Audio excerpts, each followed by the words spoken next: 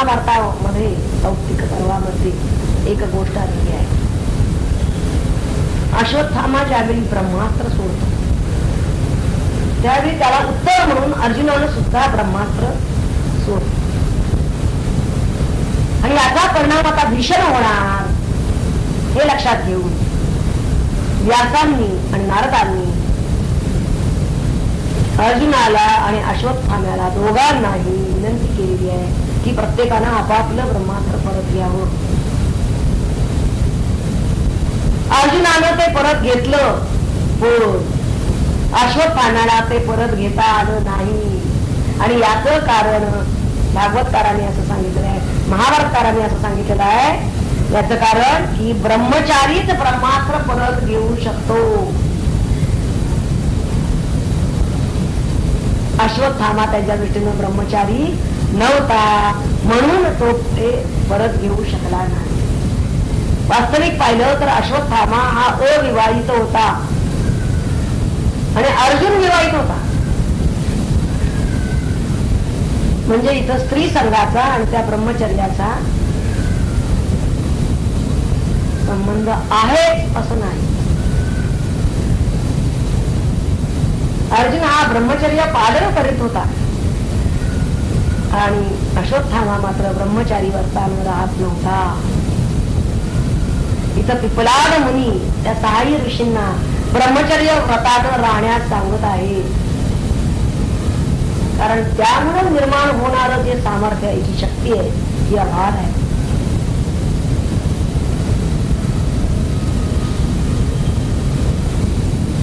विवेकानंदांचं एक वाक्य आहे त्यांच्या व्याख्यानाने ते म्हणतात की ज्याला आत्मदर्शन हवं आहे त्यानं ब्रह्मचर्य पालन करायलाच पाहिजे. आणि जर तो तसं करत नसेल तर त्यानं चाळणीनं पाणी भरल्यासारखं आहे.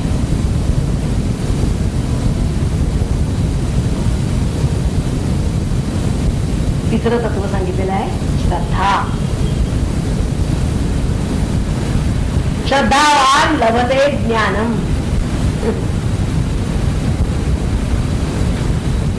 आपल्याला जर ते परमज्ञान हवं असेल तर मग श्रद्धा ही आवश्यकच आहे. श्रद्धा म्हणजे काय? शास्त्र गुरु वाक्येषु विश्वासः इति श्रद्धा. काहीकडे वेदशास्त्र गुरुवाक्येषु असे वेद शास्त्र गुरु त्यांच्या वाक्यावरील त्यांच्या शब्दावरील विश्वास म्हणजे श्रद्धा. श्रद्धा शब्दाचा मूळ अर्थ काय आहे ते लक्षात घ्या. साधकाजवळ श्रद्धा नसते असं नाही. प्रत्येक साधक आहे म्हणजे त्याच्यावर श्रद्धा आहे पण प्रतिकूल परिस्थिती आली की ती टिकून राहते असं नाही. आणि श्रद्धा जर प्रगाढ असेल तर मग परिस्थिती कशी असो, अनुकूल असो प्रतिकूल असो, श्रद्धा कधी ढळत नाही, कधीच ती भंग पावत नाही. उलट ती चढती वाढती राहते जर ती प्रगाढ असेल तर.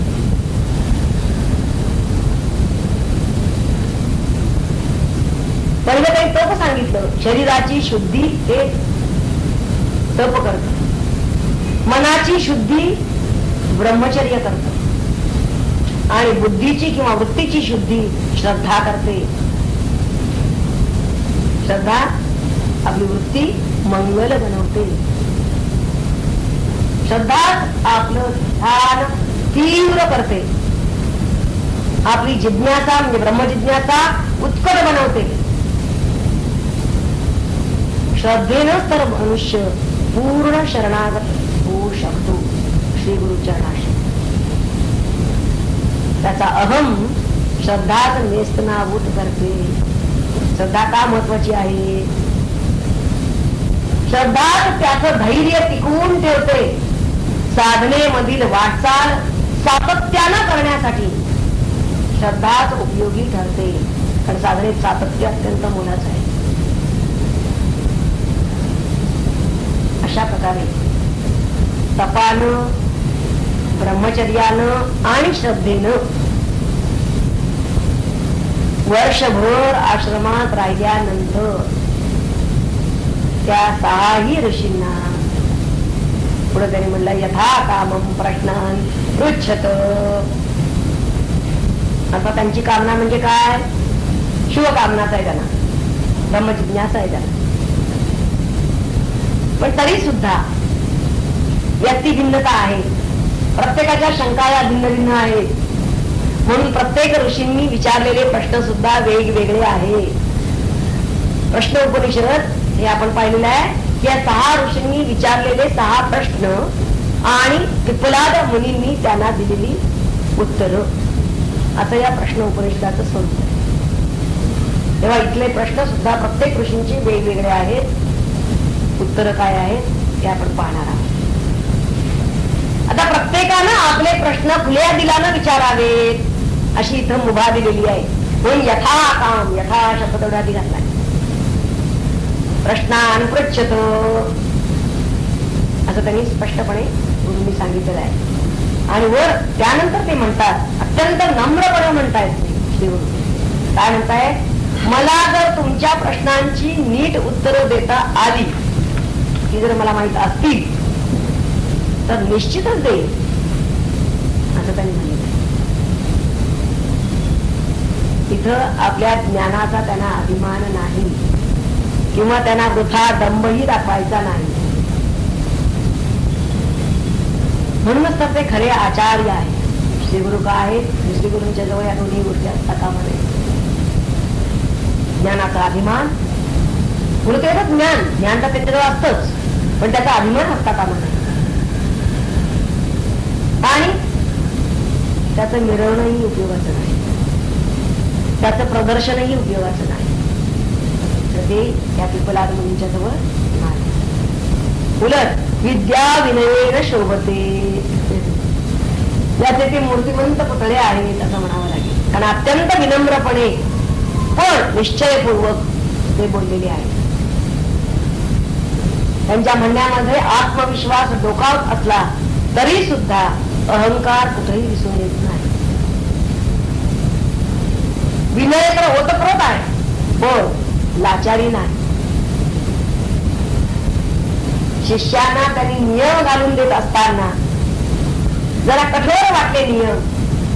जप करायला पाहिजे, ब्रह्मचर्य पाळलं पाहिजे, वर्षभर तुम्हाला इथं राहावं लागेल, श्रद्धेनं राहावं लागेल, म्हणजे विश्वासानं राहावं लागेल. हे सगळं सांगितल्यानंतर कुणालाही वाटणार की जरा कठोर दिसतंय. पण अशी कठोरता वाटली तरी सुद्धा वत्सलता त्यामधली लपून राहत नाही. शिष्यहिताची सदैव दखल घेणारे हे श्रीगुरु इथं दिसून येतात. म्हणजे एक आदर्श श्रीगुरु त्यांनी निर्माण केलेले आहे. शिष्य आपला छिन्न संशय व्हावा किंवा शिष्य व्हावे आणि साधन आलेत त्यांच्याकडे, हे छिन्न संशय व्हावेत अशी त्यांना कळकळ आहे. मात्र माहित नसताना थापा मारणं त्या पिप्पलादांना मान्य नाही. म्हणून ते म्हणतात की तुमच्या प्रश्नांची उत्तरं मला माहित असतील तर मी अगदी निश्चितपणे देईन. आता यानंतर मात्र पुढचा जो मंत्र येतो आहे, 1 वर्ष हे सर्व 6ही ऋषी त्या पिप्पलादांच्या जवळ नियमपूर्वक राहिले.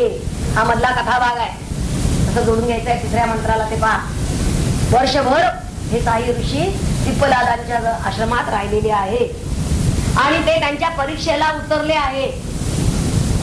त्यांनी त्यांची पारख केलेली आहे आणि त्यांना आता प्रश्न विचारण्याची मुभा दिलेली आहे. विचारा तुमचे प्रश्न.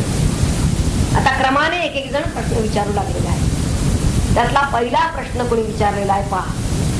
मंत्र 3रा. अथ कबंधी कात्यायन उपेत्य पप्रच्छ भगवन् कुतो वा इमाः प्रजाः प्रजायन्त इति. प्रश्न काय विचारला त्यानं? अथ म्हणजे नंतर, कात्यायन कबंधी, सत्याचा पडतो तो कात्यायन, त्याचं नाव कबंधी. गुरु जवळ येऊन, उपेत्य जवळ येऊन, कुणाजवळ? गुरूंच्या जवळ येऊन, पप्रच्छ विचारू लागला. भगवन हे त्यांनी श्रीगुरूंना म्हणलेलं आहे. श्रीगुरु हे साक्षात भगवंत आहेत हे आधी त्याला कळलेलं आहे. इमा प्रजा, या सर्व प्रजा कुतो वा प्रजायंत, कोणापासून उत्पन्न होतात इति असं विचारलं. आता ब्रह्मजिज्ञासा असलेल्या ऋषीनं वास्तविक अपरब्रह्म विषयक प्रश्न विचारावा. अपरब्रह्म या सृष्टीला अपरब्रह्म म्हणतात. हे वास्तविक विसंगत वाटलं तरी सुद्धा तसं ते नाही. हा प्रश्न सुद्धा यात कसा अंतर्भूत होतो. कारण सर्व प्रजा म्हणजेच सर्व जीव हे का जन्म घेतात, उत्पन्न का होतात आणि कोणापासून होतात. का जन्म घेत असतील, कारण पूर्व कर्माचं फळ भोगण्यासाठी. आणि कर्माधिकांचं जे फल आहे त्या फलाविषयी विरक्त झालेल्या पुरुषाला ब्रह्मजिज्ञासेचा अधिकार आहे.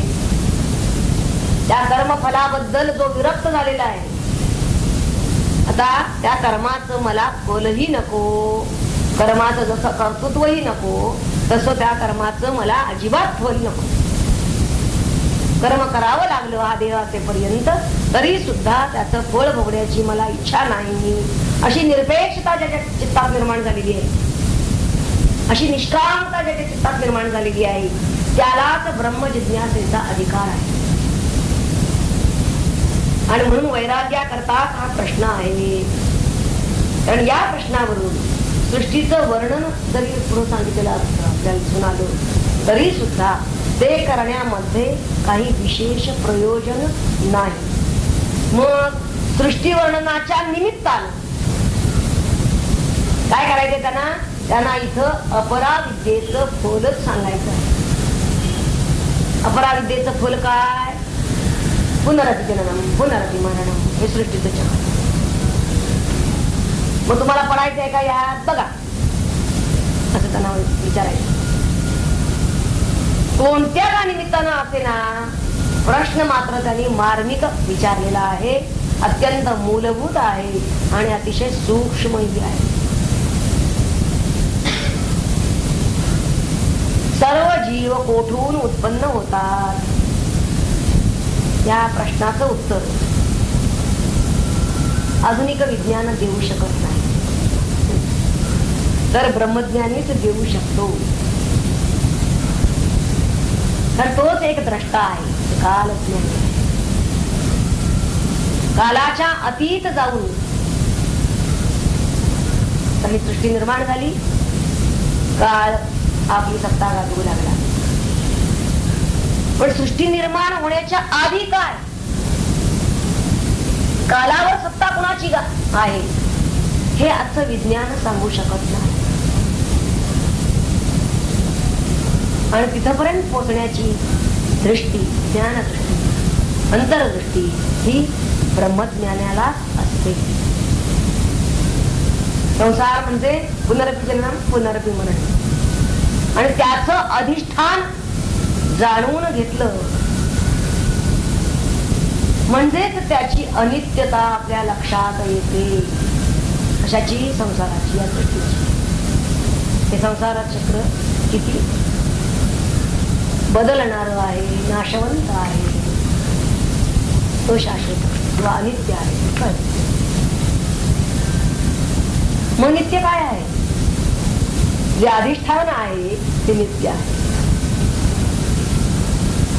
कारण भोवरा हा त्या जमिनीवर फिरतोय, फिरणारा भोवरा, त्याला आधार कशाचा आहे, तर जमिनीचा आहे. जमीन स्थिर आहे म्हणून तो भोवरा फिरतोय. अधिष्ठान स्थिर आहे, त्या अधिष्ठानावर हे सृष्टीचक्र फिरत आहे. आणि ते अधिष्ठान मी आहे. कुठवर पोचायचंय त्याला, ब्रह्मजिज्ञासूला.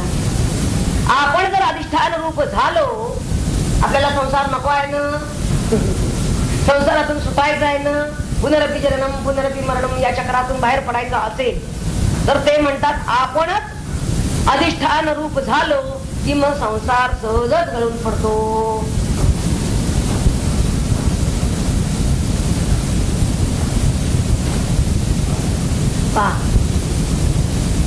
म्हणून त्या अधिष्ठानाचं ज्ञान व्हावं यासाठी एक बंद काय करताय पिप्पलादांना प्रश्न विचारित आहे.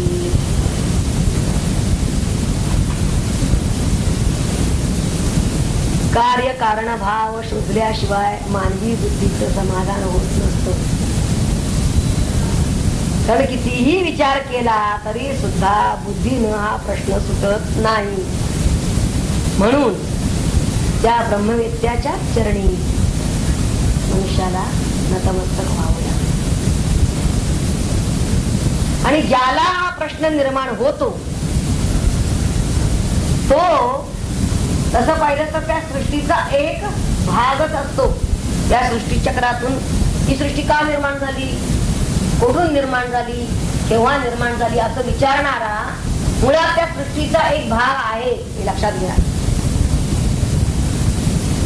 आता तो असा जेव्हा प्रश्न विचारतो त्या सृष्टीच्या कालचक्रातच फिरणारा तोही एक आहे. काळाच्या बंधनात जरी तो असला तरी सुद्धा काळाच्या पलीकडे जाण्याची शक्ती त्याच्यात उदित झालेली आहे हे लक्षात येतो. त्याला ही निर्माण झाली आहे ना इच्छा. हे जी सृष्टीचक्र फिरत आहे ते कशाच्या आधारावर आहे, तो आधार ते अधिष्ठान कोणतं म्हणजे कालातीत त्याची दृष्टी झेप घेतली आहे. आणि म्हणूनच तर तो असा प्रश्न विचारू शकतो. नाहीतर स्थळ काळ कारण यांच्याच बंधनामध्ये सतत वावरत विचार करणारा हा मनुष्य या सृष्टीच्या आरंभी म्हणजे जिथे स्थळ काळ कारण काहीही नव्हतं तिथं पर्यंत तो पोचणार कसा असा प्रश्न आहे. हो, स्थळ काळाच्या अतीत जाण्याची जी शक्ती त्याच्यामध्ये आता उदय पावलेली आहे. आणि कशानं ती उदय पावते, तेव्हा उदय पावते ब्रह्म जिज्ञासे. आणि तेव्हा मात्र तो सूक्ष्माचा वेध घेऊ लागतो. असा वेध घेतल्याशिवाय तो स्वस्थ होत नाही. त्याची तळमळायची जी आहे त्या स्थल कालाला ओलांडण्याचा तो आटोकाट प्रयत्न करू लागतो. हो, खऱ्या अर्थानं तो कालातीत होऊ शकत नाही. जेव्हा तो आत्म्याशी योग साधतो तेव्हा तो कालातीत होतो. आणि हा आत्म्याशी योग कसा साधावा हे मात्र फक्त ब्रह्मवेत्ता श्री गुरु त्याला सांगू शकतो. म्हणून एक बंध पिप्पलादांच्याकडे आलेली आहे की कालाधीन असलेल्या या देहामध्ये गुंतलेलं आपलं मन हे कालातीत आत्म्याकडे कसं लावायचं. शरीर कसं आहे, कालाधीन आहे, पण मन तेही एरवी त्या कालाबरोबरच वावरत असतो, त्याच्या अधीन होऊन वावरत असतो. पण त्या ब्रह्मजिज्ञासू मनुष्याच्या बाबतीत त्यालाही ओढ आहे की कालातीत आत्म्याकडे आपण हे आपलं मन कसं लावावं म्हणजे ते सहज त्या कालाच्या अतीत होईल, पलीकडे त्याच्या जाईल. हे श्री गुरु त्याला सांगतात. आणि म्हणून सृष्टीत असून सुद्धा या सृष्टी चक्रातून कसं सुटायचं ही युक्ती श्री गुरु देत असतात. यासाठी हे ऋषी पिप्पलादांसारख्या ब्रह्मज्ञानाकडे येतात. कबंध ऋषी जे इथं पिप्पलादांच्याकडे आलेला आहे याच उद्देशाने आलेले आहे. प्रश्न जरी त्यांचा आपल्याला वाटला की सृष्टीविषयक प्रश्न विचारलाय, पण तसं नाही. त्यामधलं जे मर्म आहे ते असं, सृष्टीचं स्वरूप काय आहे, कशामुळे ही सृष्टी निर्माण झाली, ब्रह्मांड निर्माण झालं, त्याला जे कारण आहे तेच हा पिंड निर्माण व्हायला सुद्धा कारण आहे. आणि ते कारण एकदा त्याला कळलं की मग त्यातून सुटायचं कसं, या सृष्टीचक्रातून, या देहातून, या पिंडातून मुक्ती कशी मिळवायची हे त्याला बरोबर कळेल. असा मूलगामी प्रश्न प्रबंधाने पिप्पलादांना विचारलेला आहे आणि पिप्पलाद त्याचं उत्तर पुढच्या मंत्रात देणार आहे. ते आपण पुढच्या वेळी पाहणार आहोत. पण त्यापूर्वी आपल्याला वरदानंद टीका या दोनही मंत्रांवरची पाहिजे. दुसऱ्या मंत्रावरची टीका पाहते. न दाखविता उपचार पिप्पलाद मध्ये गंभीर, राहा एक संवत्सर घरी माझ्या नियमाने. आहात तुम्ही सदाचारी, निष्ठा तुमची ब्रह्मावरी, म्हणून आला येथवरी ब्रह्मज्ञान पुसावया. शुद्ध तुम्ही आहात सगळे, हे आहे मी जाणले, तरी पाहिजे राहिले पुन्हा तुम्ही व्रतानेची. तपासी ना कंटाळावे, ब्रह्मचर्याने राहावे, श्रद्धापूर्वक सांभाळावे सर्व कार्या माझ्या घरी. 1 वर्ष राहा असे, नंतरी आपुल्या मानसे विचारावे वाटे तसे, प्रश्न माते विचारावे. देईन त्याचे उत्तर मज ठाऊके असे जर, मी कोणी नाही थोर साक्षात्कारी सर्वज्ञ व्हा. विद्यार्थी साही जण गुरुवचनाची देती मान, लवन चळले त्यांचे मन ऋषींच्या त्या वागण्याने. निरंकारी साधेपणा भावला त्यांच्या अंतःकरणा, प्रेमादरे गुरुसदना वर्ष 1 राहिले ते. व्रते पाळिती सर्वतोपरी, सेवा केली अत्यादरी, परतले ना माघारी कोणत्याही कामातून. गृहिणी पिप्पलादाची उदार होती ममतेची, तिने तयांना मातेची स्मृती ना ओढली. 1 वर्ष ऐसे गेले, पिप्पलाद प्रसन्न झाले, जवळी त्यांनी पाहिले आपुल्या त्या छात्रांना, आणि म्हणाले हसून, विचारा रे आता प्रश्न, पावलो मी समाधान तपव्रतादी निष्ठेने. तेव्हा कबंधी कात्यायन म्हणे थोडा संकोचून, भगवन आहे माझा प्रश्न जरा वेगळा अपेक्षेच्या. हा सृष्टीचा पसारा वाढलेला दिसे खरा, कोणापासून गुरुवरा प्रजा निर्माण झाली. विविधता किती एठाई, एकासारखे एक नाही, ज्ञान यांचे होईल काही पुन्हा कोण्या उपायाने.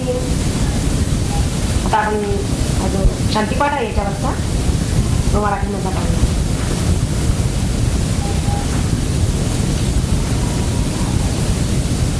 हे देवांनो कान डोळे आमुचे घेवोत चांगले, देह स्थिर अवयव सगळे स्वस्थ राहोत पूजेचे. जसे देवांना प्रिय वाटे तसे जीवन हे गोमटे, सज्जनांच्या जाओ वाटे दीर्घकाल सुखाव. सुश्लोक इंद्र पूषा ज्ञानी, गरुड विघ्नांच्या नाशनी, दक्ष बृहस्पती मानी करोत शुभ आमुचे. आपलं ध्यान त्यामधील मंत्र चौथा, 3 मंत्र आपले झालेले. मंत्र चौथा असा आहे. तस्मै स उवाच प्रजा कामो वै प्रजापती, स तपो अतप्यत, स तपस्तप्त्वा, स मिथुनमुत्पादयते, रयिंच प्राणंचेत्यैतो मे बहुधा प्रजा करिष्यत इति. अन्वय सोपाय पहा. तस्मै सहा तो उवाच प्रजा कामः वै प्रजापतिः, सः तपः अतप्यत, सः मिथुनम् उत्पादयते, रयींच प्राणंच इति एतौ मे बहुधा प्रजा करिष्यता इति. अर्थ बघूया. तस्मै म्हणजे त्याला, सहा तो पिप्पलाद मुनी, ते पिप्पलाद मुनी त्याला म्हणजे कबंधीला. ते पिप्पलाद मुनी म्हणाले, उवाच म्हणाले, काय म्हणाले? प्रजा कामः वै प्रजापती, प्रजा निर्माण करण्याची इच्छा करणारा प्रजापती. प्रजा कामः प्रजापती. सहा तपा अतप्यत, तो तप करू लागला. प्रजा निर्माण करण्याची इच्छा करणारा प्रजापती तप करू लागला. किंवा त्या प्रजापतीला प्रजा निर्माण करण्याची इच्छा झाली, अशी दोन वाक्य करता येईल. आणि म्हणून त्याने तप केले. मग सहा तपा अतप्यत, मग तप्तवा, सहा तपा तप्तवा, तप केल्यावर सहा मिथुनम उत्पादयते, त्यानं जोडप एक निर्माण केलं. मिथुनम एक द्वंद्व, द्वैत जोडी एक निर्माण केली. कोणती? प्राण आणि रई, प्राणांच रईंच प्राणांच इति. रई आणि प्राण असं अशी जोडी निर्माण केली. एतौ म्हणजे ही दोघे.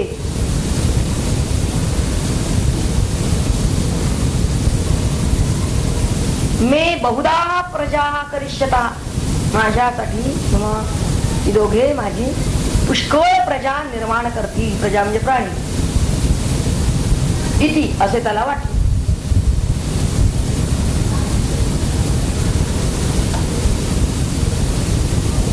या उपनिषदामध्ये मुख्यत्वे आपल्याला सृष्टी निर्माण शास्त्रामधील जो सिद्धांत, उपपत्ती म्हणतात त्याला. कोणती उपपत्ती?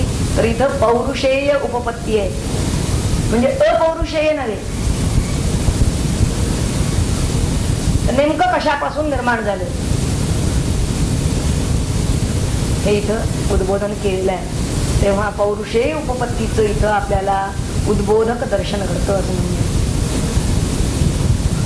इथं पिप्पलाद मुनी सांगतायत की सृष्टीच्या आरंभी त्या सृष्टीकर्त्याच्या मनामध्ये सृष्टी उत्पन्न करण्याची आधी इच्छा निर्माण झाली आणि मग त्यासाठी त्यानं तप केलं असं त्यांनी म्हणतात. तप का? कारण तपाशिवाय ऊर्जा निर्माण होत नाही आणि ऊर्जेशिवाय नवनिर्मिती नाही, म्हणून तप केलं. आणि या तपामधून त्यानं एक मिथुन निर्माण केलं.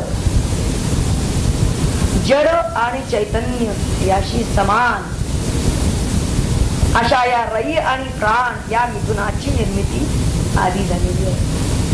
सर्वप्रथम या मिथुनाची निर्मिती झाली, रई आणि प्राण, आणि त्यामधूनच नंतर सर्व जगाची निर्मिती झाली. रई आणि प्राण या मूळ द्वंद्वामधूनच सर्व जग निर्माण झालं असं पिप्पलाद मुनींचं जे तत्व आहे, जे म्हणणं आहे ते अरिस्टॉटलच्या जड आणि चैतन्य तत्वाशी मिळतं जुळतं आहे. आणि म्हणूनच पिप्पलाद मुनींचं हे म्हणणं खूप पूर्वी अतिप्राचीन जरी असलं तरी ते अगदी अभिनव आहे असं म्हणायला. आता या मंत्रामध्ये त्यांनी प्रजापती असा शब्द वापरलेला आहे सृष्टीकर्त्यासाठी. प्रजापती म्हणजे ज्याच्यापासून प्रजा उत्पन्न होतात आणि जो प्रजांचं पालन करतो, दोन्ही गोष्टी आहेत, तो प्रजापती. म्हणून फक्त सृष्टी निर्माण करणाऱ्या ब्रह्मदेवालाही लागू पडत नाही, तर हे फक्त ब्रह्मालाच लागू पडतं. पूर्ण ब्रह्म म्हणजे ब्रह्म म्हणजे प्रजापती. त्या पूर्ण अशा ब्रह्माच्या ठिकाणी एकोहम बहुस्याम प्रजायेय अशी इच्छा निर्माण झाली, मूळ संकल्प. तसं पाहिलं तर इच्छा निर्माण होणं हे खरं तर अपूर्णतेचं लक्षण आहे. आणि हे तर पूर्ण ब्रह्म आहे. पण स्वेच्छेनं यानं अपूर्णतेचं पांघरुण घेतलेलं आहे म्हणून स्वेच्छेनं. आणि म्हणून हे पूर्ण ब्रह्म अनंत रूपानं किंवा विविधतेनं नटलेलं आहे. मूळचं ते कसं आहे? अरूप आहे, अव्यक्त आहे, अदृश्य आहे, निरवयव आहे, अतिंद्रिय आहे. पण ते मूर्त रूपाला आलं, दृश्य रूपाला आलं, व्यक्त रूपाला आलं. पण या सृष्टीमधील ज्या ज्या वस्तू म्हणून आहेत त्या त्या सगळ्या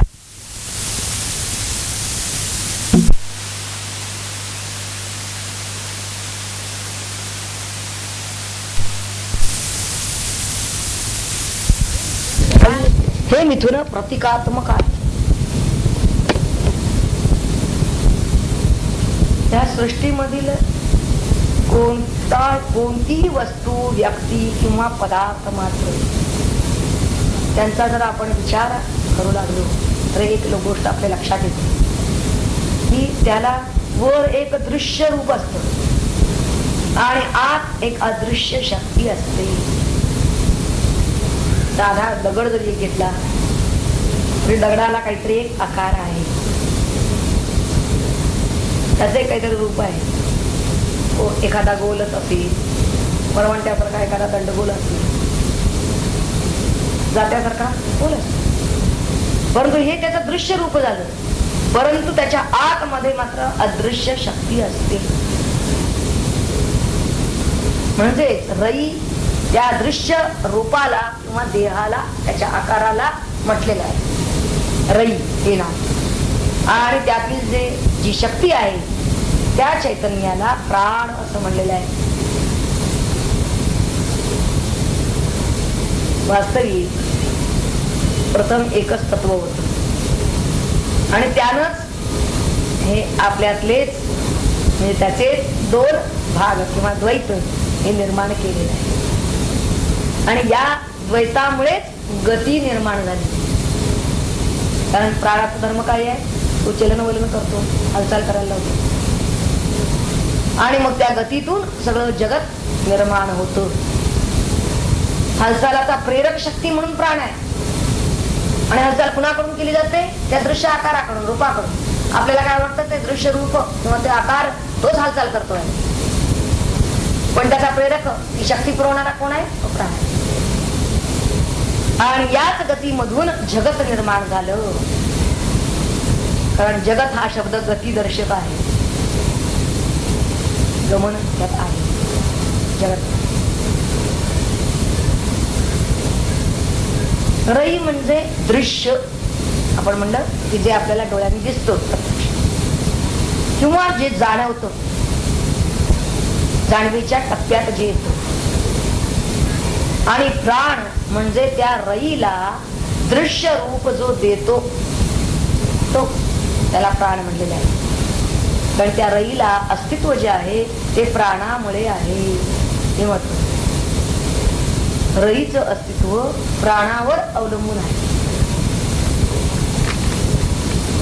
हे का आपण लक्षात घ्यायचं आहे?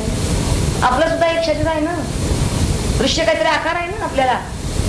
आपण ही गफलत करतो ना की त्या आकाराशीच आपण चिकटून बसतो आणि आपल्याला हे लक्षात येत नाही की त्याची प्रेरक शक्ती जे चैतन्य आहे की ज्याच्यामुळे त्याला अस्तित्व आहे. कारण ते प्राण गेले की काय होईल? ते शरीर पडलं, मग ते हालचाल नाही करू शकत. हे लक्षात घ्यायला पाहिजे. हे मूळ तत्व त्यांनी का सांगितले? यालाच असंही म्हणता येईल प्रकृती आणि पुरुष किंवा शक्ती आणि शिव. ही जी मिथुन आहे फक्त पिप्पलाद आणि रई आणि प्राण असं म्हणतं. पण हेच वेगळ्या शब्दात इतरांनी काय सांगितलं? प्रकृती आणि पुरुष किंवा शिव आणि शक्ती. आता ही मिथुन त्यांनी कशी कशी दिलेली आहेत पहा पिप्पलाद मुनींनी. त्यांच्या मते आदित्य हा प्राण आहे आणि चंद्र हा रई आहे.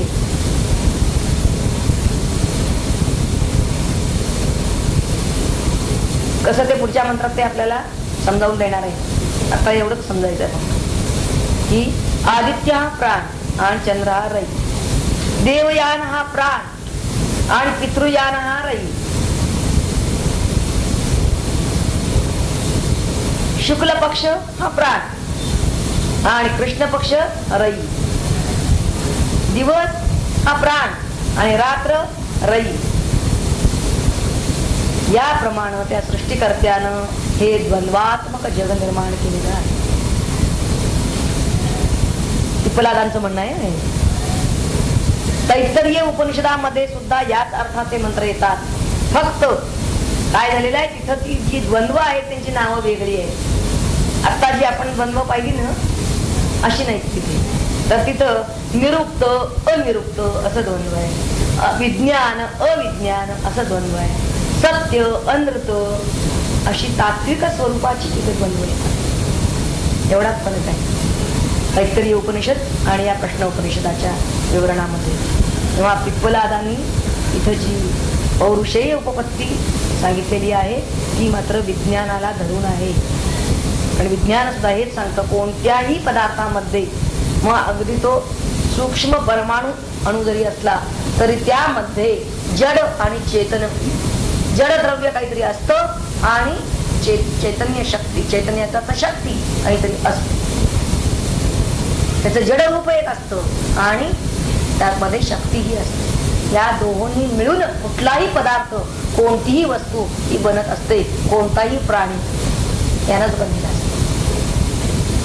तेव्हा अत्यंत विज्ञानाला धरून म्हणजे आजच्या शास्त्राला पायाभूत असं पिप्पलादांनी सांगितलेलं आहे. फक्त त्यांचे जे शब्द आहेत रई प्राण वगैरे त्यांनी जे वापरेत ते आपण समजून घेतले पाहिजे. ते कशासाठी वापरेत म्हणून म्हणलं आधी की ते प्रतिकात्मक आहे. आता याच त्यांनी ज्या ह्या जोड्या दिलेल्या आहेत आदित्य चंद्र वगैरे, तर याच पुढच्या मंत्रामध्ये त्यांनी उलगडून सांगितलेलं आहे. पुढचा मंत्र आपण बोलू. आदित्यो हवै प्राणो रैरेव चंद्रमा रयैर्वा एतत् सर्वं यन्मूर्तं च अमूर्तं च तस्मान् मूर्तिरेव रयिः. तीन वाक्य.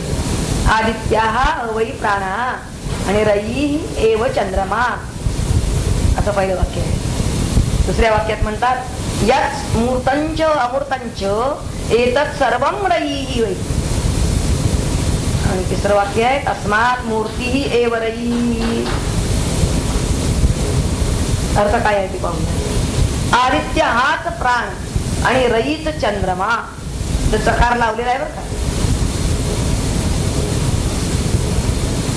जे मूर्त आणि अमूर्त आहे ते हे सर्व रयीच आहे. म्हणून मूर्तीच रयी होय. मूर्ती म्हणजे सर्व जे मूर्त रूपाला आलेला आहे, दृश्य रूपाला आलेला आहे, व्यक्त रूपाला आलेला आहे ते सगळं रयी आहे. इथे ते म्हणतात आदित्य हाच प्राण आहे. आता यामध्ये अत्ता, अत्ता पद धातू खाणे असा त्याचा अर्थ आहे. अत्ता म्हणजे भक्षण करता. आदित्य याचा अर्थ अत्ता म्हणजे भक्षण करता. भक्षण करणारा कोण आहे? अग्नी हा भक्षण करणारा आहे. म्हणजे आदित्य म्हणजे प्राण कोणत्या रूपामध्ये आहे तर अग्नि स्वरूप आहे, अग्नीच्या रूपात आहे. इथं आदित्य आहे. अरे प्रत्येक ठिकाणी आदित्य आहे, सूर्य आहे, कसं काय? तर तो अग्नीच्या स्वरूपात आहे. आणि हा अग्नी प्रत्येक ठिकाणी प्रत्येक वस्तू याची पदार्थ मात्र आहे. रई म्हणजे चंद्रमा असं त्यांनी दिलेलं आहे. म्हणजे सोम.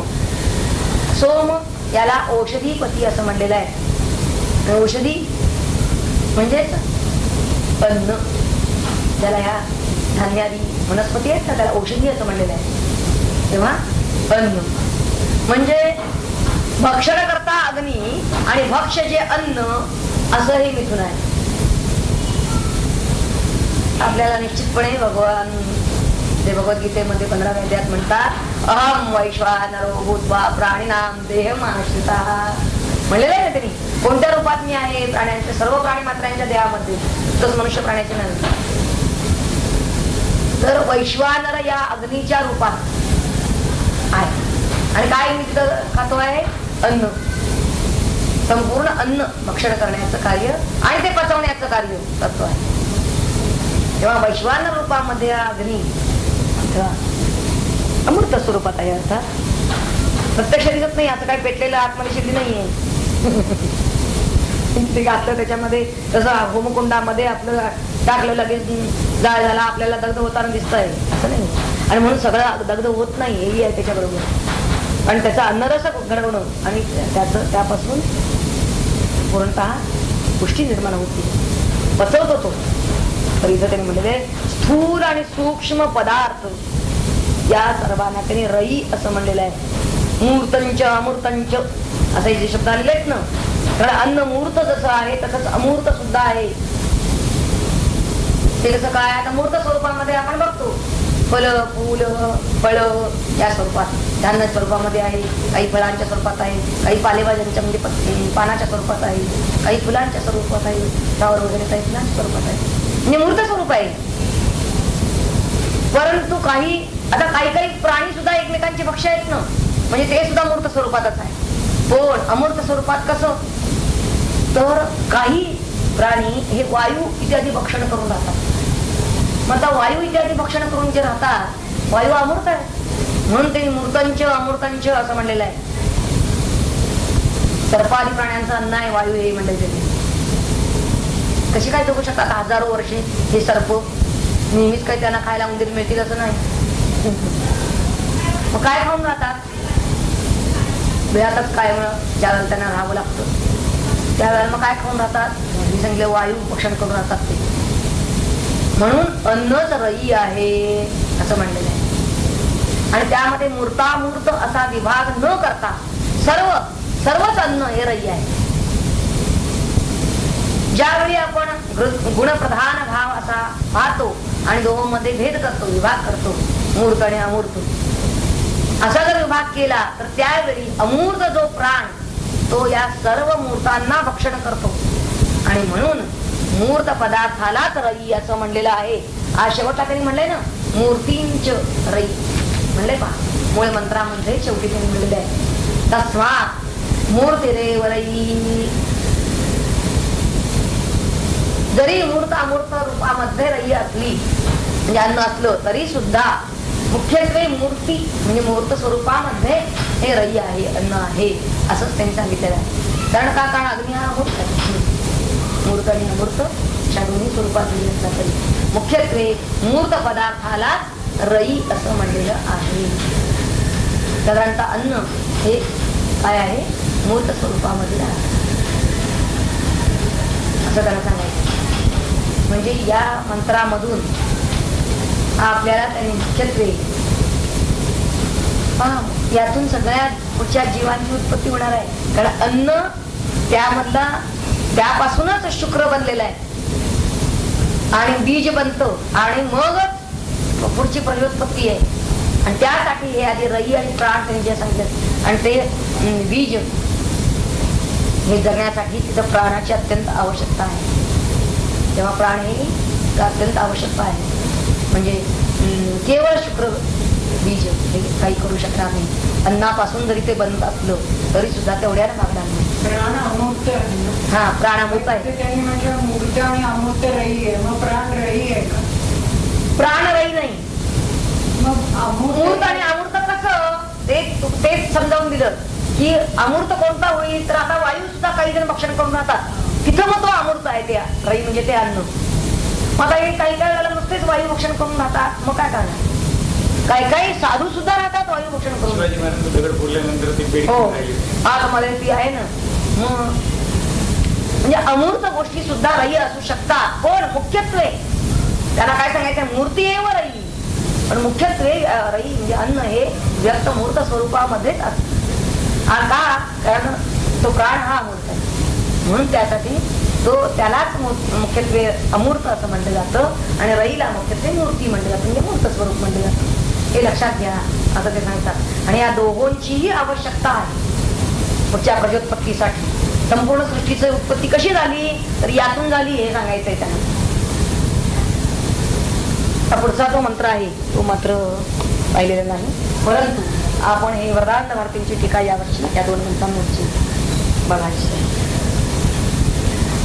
तेव्हा पिप्पलाद म्हणाले, योग्य तुवा विचारले, गुणास कारण ना कळे, ज्ञाना वाचोनी कार्याच्या, फार खोलात ना जाता, ऐक तुझसी कथितो वार्ता, असे सृष्टीचा निर्माता प्रजापती. इथं त्यांनी ब्रह्मदेव असं म्हणलेलं आहे बरं का. एकदा असता निवांती, करावी प्रजेची निर्मिती, इच्छा उदेली त्याच्या चित्ती, पूर्वकल्पाच्या संस्कारे, पूर्वी कसे झाले जनन, त्याचे त्याने केले स्मरण, दीर्घकाल हे चिंतन, तेव्हा त्याचे तप होते, चिंतनाच्या तपामुळे एकाएकी त्यासी स्फुरले, त्याने द्वंद्व निर्माण केले, रई आणि प्राणसे, तेने मग प्रजापतीस वाटला पुरता विश्वास, पुढच्या साऱ्या संततीस कारण होई जोडी, गूढार्थ कहे शब्द जाण, नीट घ्यावे समजून, रई म्हणजे असे अन्न, प्राण त्याचे भक्षणारा, रई भोग्य प्राण भोगता, रई म्हणजे सारी जडता, आणि चेतनेचा प्रणेता, जाणावे तू प्राणासी, हेच जड आणि चेतन परस्पराशी मिळवून, करीती सृष्टीशी निर्माण, क्रमे अवस्था भेदाने, रई गती प्राण शक्ती, गुणिती परस्परा प्रती, त्यातून मग निर्माण होती साऱ्या द्रव्य परंपरा. एवंच रई आणि प्राण सर्व सृष्टीचे अधिष्ठान, यांचीच रूपे भरवून राहिली या विश्वामध्ये. आता सोम सूर्य हे क्रमांनी, रई प्राणाच्या ठिकाणी, स्वयं प्रकाशक म्हणून प्राण सूर्यास मानावे. चंद्रमा परप्रकाशी, रई म्हणणे योग्य त्यासी, मूर्ता या सृष्टीसी, रई हेच अधिष्ठान. पृथ्वी जला समजे स्थूल, मूर्ततेची असे सकल, अमूर्त अदृश्य केवळ, उष्णता वा वायू जसा, मूर्त असो वा अमूर्त, भासे दिसे प्रत्यया येत, सृष्टीतील ते समस्त, मूर्ती रईची जाणावी.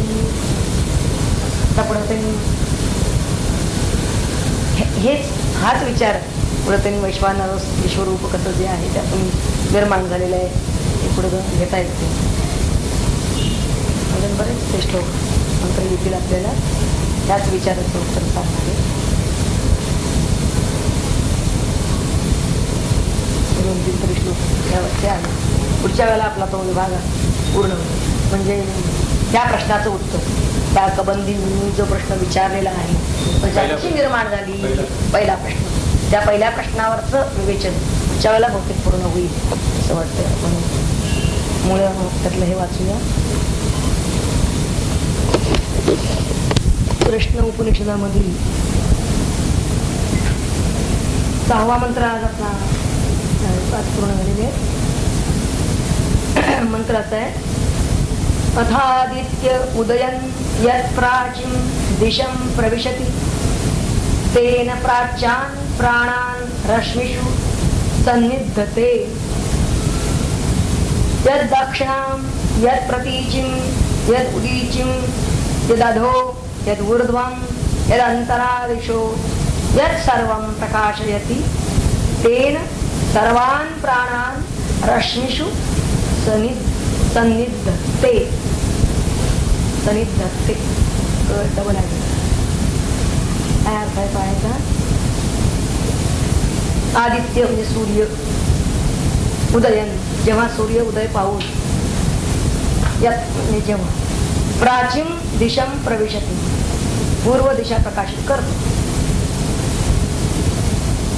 तेन तेव्हा प्राच्यान प्राणान रश्मीच सन्निधत्ते, म्हणजे पूर्वेकडील सर्व प्राणां म्हणजे जीवन तो काय करतो, आपल्या रश्मी म्हणजे रश्मीशू म्हणजे किरणांनी सन्निधत्ते म्हणजे उजळून टाकतो, व्यापून टाकतो. यात तसंच दक्षिणाम यात प्रतीचिम म्हणजे दक्षिण, पश्चिम, उत्तर, उदीचिम उत्तर या दिशा, आणि तसंच यात अधो आणि यात ऊर्ध्वम खाली आणि वर, आध आणि ऊर्ध्व हे सुद्धा प्रदेश. यात अंतरादिशो हे सर्व प्रदेश.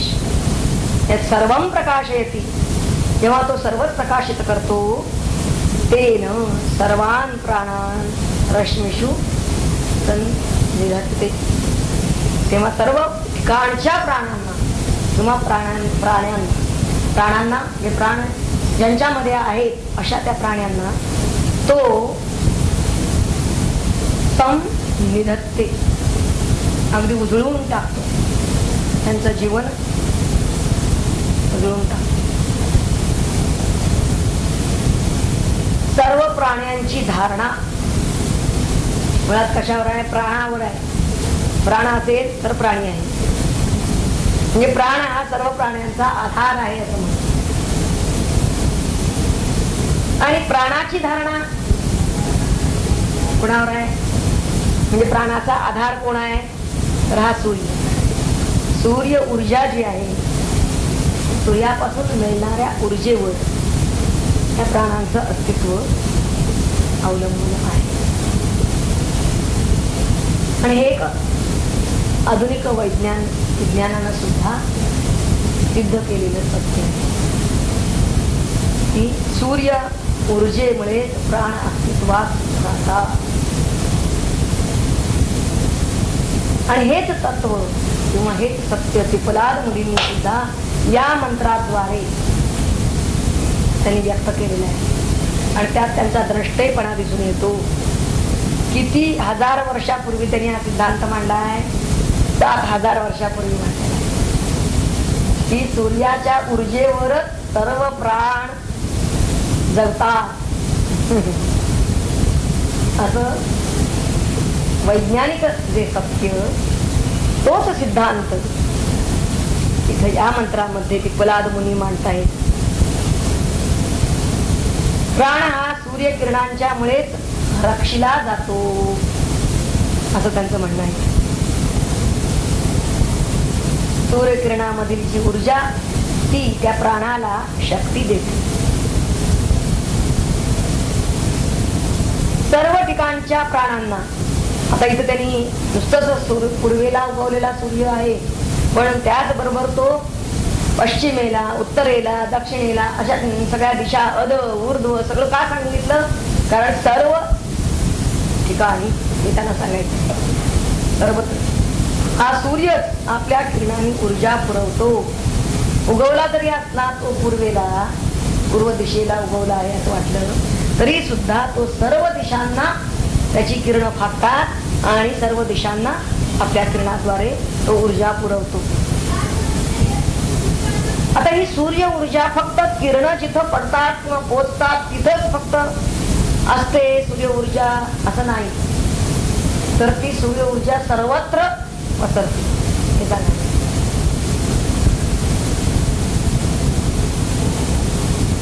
आता प्रत्यक्ष सगळे समजा घराची दारं आपल्या बंद आहे, आता सूर्याचं डायरेक्ट किरण आपल्या येत नाहीये घरामध्ये, पण तरी सुद्धा आपल्याला ही जी सूर्य ऊर्जा आहे, नुसतं किरण नव्हे तर ऊर्जा, ती ऊर्जा मिळत असते.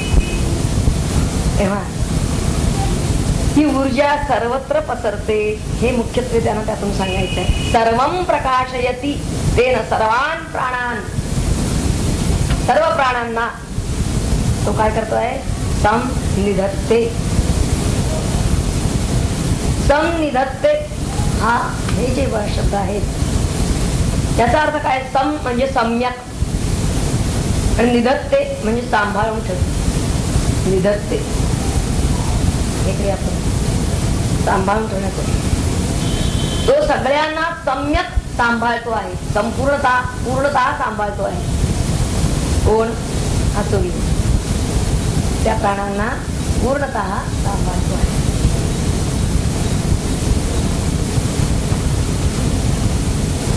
सूर्याची जी ऊर्जा आहे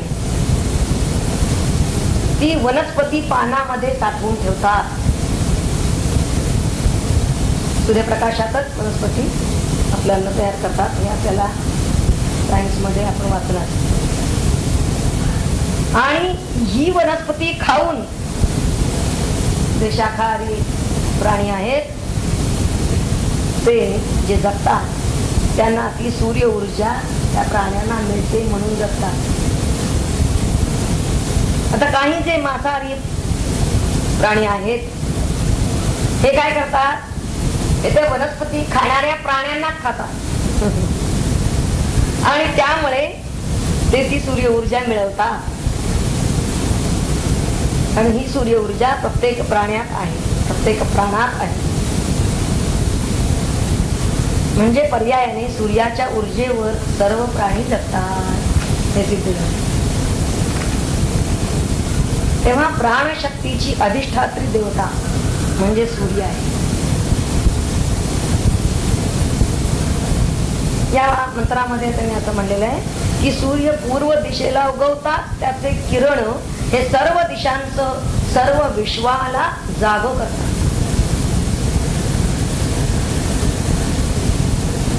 महत्वाचा भाग आहे. हे जागो करतात संपूर्ण. काय आहे ऊर्जा देतात याचा अर्थ काय करतात, ते संपूर्णतः आपल्याला कार्यरत करतात. आणि फक्त मनुष्य प्राण्यालाच नव्हे तर सर्व सजीवांना कार्यरत करतात. पहा, साधी वनस्पती असली ना तरी वनस्पती सूर्यप्रकाश आल्याबरोबर आपलं अन्न तयार करण्याचं कामाला लागते. ती कमळं सूर्य आल्याबरोबर उगवल्याबरोबर उमलायला लागतात. म्हणजे सर्वच सजीव, फक्त मनुष्य प्राणी नव्हे, तिला परत जलचर जे आहेत, भूचर खेचर सगळे सर्वच प्राणी हे कार्यरत होणं, जागे होणं, जागृत होणं. आता जागे होणं आणि निद्रेचं जाणं असे शब्द का वापरले गेले, त्याचं कारण असं आहे की निद्रेमध्ये मनुष्य काहीही करत नाही, क्रिया कोणती नाही, जाणीव कोणती नाही. जेव्हा त्याच्या ठिकाणी चेतना जागी आहे त्यावेळी तो क्रियेवर आलेला आहे, कार्यरत झालेला आहे. आणि असं कार्यरत झालेला केव्हा दिसतो, जेव्हा सूर्य उगवतो. का तर त्याला ऊर्जा मिळते त्याच्याकडून, म्हणून तो क्रियेवर येतो. आपल्याला वाटतं त्यात काय, सूर्य उगवला लागला कामाला, सूर्य मावळला झोपला. पण हे असं का घडतं याचं कारण या मंत्रामध्ये दिलेलं आहे की सूर्याची ऊर्जा जेव्हा त्याला थांबते आपोआप तो म्हणतो आता झोपावं हे बरं. का त्याला असं झोपावं वाटतं, झोपतोय काय येते याचा आपण जर विचार कधी केला असेल, असं का व्हावं की आता काही करू नये असं माणसाला वाटतं की मग तो पूर्ण झोपेत जातो. जोपर्यंत त्याच्या काही ना काही मानसिक असेना प्रक्रिया चालू आहे, हा विचार का असेना बौद्धिक चालू आहे, तोपर्यंत झोप नाही येत त्याला. पण ज्या क्षणी त्याला वाटतं की आता काही करू नये, म्हणजे शरीरालाही नको, इंद्रियाकडूनही नको, मनानेही नको, बुद्धीनेही नको, असं होतं त्यावेळेला तो निद्रेत जातो. आणि असं केव्हा होतो, ज्यावेळी त्याला सूर्य ऊर्जा मिळायची पूर्णतः सांगते. हा मंत्र दिसायला असा वाचला ना, साधा वाटला तरी सुद्धा त्यातलं रहस्य काय आहे ते आपण समजून घ्यायचं. तर सर्व सजीवांना कार्यरत करणारा असा हा सूर्य. त्या सूर्यप्रकाशामध्ये पृथ्वीचा जो जो भाग उजळत जातो, म्हणून त्यांनी आधी पूर्व दिशा घेतली, मग पश्चिम, मग दक्षिण, उत्तर, मग अध, ऊर्ध्व, मग मधला अंतर, अंतरिक्ष, हे सगळं घेतलं त्यांनी हळूहळू. का जर जसा पृथ्वीचा एक एक भाग सूर्याच्या प्रकाशामध्ये येतो तसा तो उजळत जातो, तसा तो कार्यप्रवृत्त होत जातो, हे त्याला सांगायचं. आणि सर्वच प्राण्यांना जीवनदायी करण्याचं कार्य मुख्यत्वे सूर्य करतो. म्हणून सूर्याचा ज्यावेळी असतो होतो त्यावेळी सर्व सजीव सृष्टी ही निद्रेच्या कुशीत जागेपणा आपलं हरवून बसते. आणि सूर्य जेव्हा पुन्हा पूर्व दिशेला येतो त्यावेळी तिला पुन्हा जाग येते. सूर्यावरती आपली जागृत दशा किंबहुना आपल्या सर्व अवस्था जीवनाच्या जागृती, स्वप्न, सुषुप्ती. स्वप्न सोडून द्या, पण जागृती आणि सुषुप्ती ही कशी अवलंबून आहे सूर्य ऊर्जेवर, हे या मंत्रातून मुख्यत्वे त्यांना सांगायचे आहे. पुढच्या मंत्रामध्ये ते आपल्याला सांगतायत अधिक स्पष्टीकरण करून. स एष वैश्वानरो विश्वरूपः प्राणोऽग्नि हृदयते. प्राणः अग्नि उदयते. तदेतत् ऋचा अभ्युक्तम्. सहा म्हणजे तो, एष हा तो, हा वैश्वानर. वैश्वानर अग्नीला म्हणजे तो हा वैश्वानर अग्नी. विश्वरूप हा सर्व विश्वाला व्यापून. कोणत्या रूपात? प्राण हा प्राण रूपानं सर्व प्राण्यांना जगवतो. उदयते. तद एतद ऋचा आधी उक्तम म्हणजे ऋचेमध्ये. ऋचा कुठली? ऋग्वेदाचे मंत्र आहे त्याला ऋचा म्हणतात. तर ऋग्वेदामध्ये सुद्धा जे वर्णिलं आहे तम, ते तद एतद, ते हेच आहे. म्हणजे असंच वर्णन केलेलं आहे ऋग्वेदात सुद्धा. काय तर हा अग्नी, वैश्वानर अग्नी किंवा सर्व विश्वाला व्याप